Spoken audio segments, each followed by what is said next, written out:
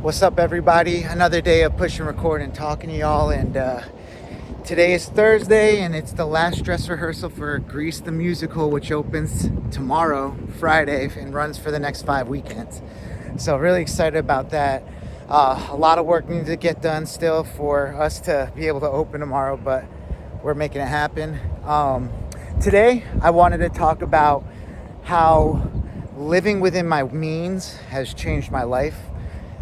This is something that, and it's very windy today. Sorry again, guys. Just like can never catch a break. But essentially, when I started living within my means, what that means is, you know how much money you're spending each month. So you don't spend all of it.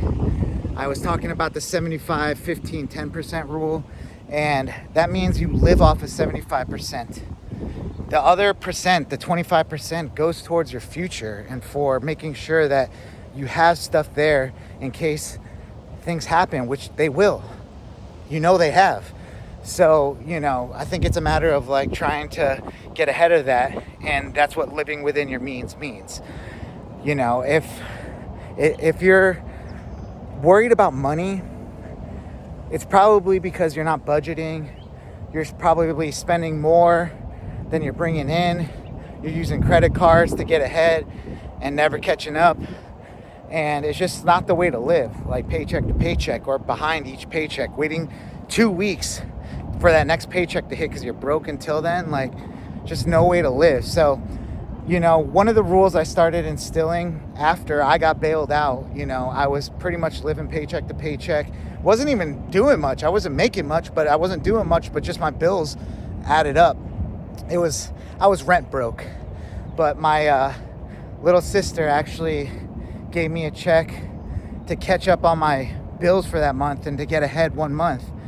And after she did that, I never wanted to be in that position again. I kind of started making smarter decisions after that, which I was very appreciative from. I'm super lucky that I have someone that was cared about me and bailed me out.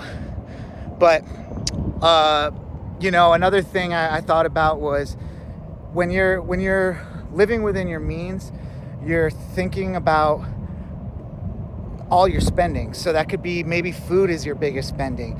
If you're looking to save money and you drink and you go out every weekend, I promise you, drinking is one of the biggest ways to change your life, not just, personally, but financially. When I stopped drinking, that was the game changer for me. I was able to actually have the money to invest even when I'm on a creator income. It's not like I make a lot of money. I'm just keep my cost of living down low, and I try to save as much as I can and invest as much as I can, and it's really done wonders for me.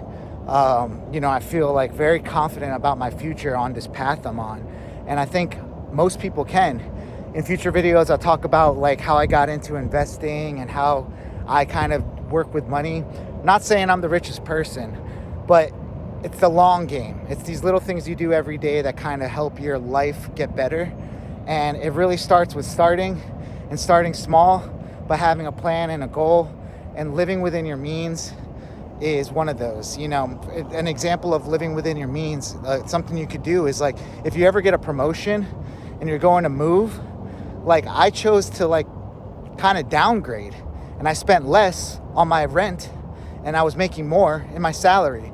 And that was a huge shift in my life. Every time that would happen, every time I moved, I tried to find something a little cheaper, and I was making a little bit more. So that kind of helped the difference. Now it's just like, everything I make, I kind of know what my spending would be a lot in a month, and I try not to go over that. And I know how much I'm investing every month because it's on automatic. So I recommend you do the same. But to get there, you got to live within your means. You got to budget your money, and you got to keep your cost of living down. So try not to spend money. And that's all I got for this video, y'all. I'll see you in the next one. Peace.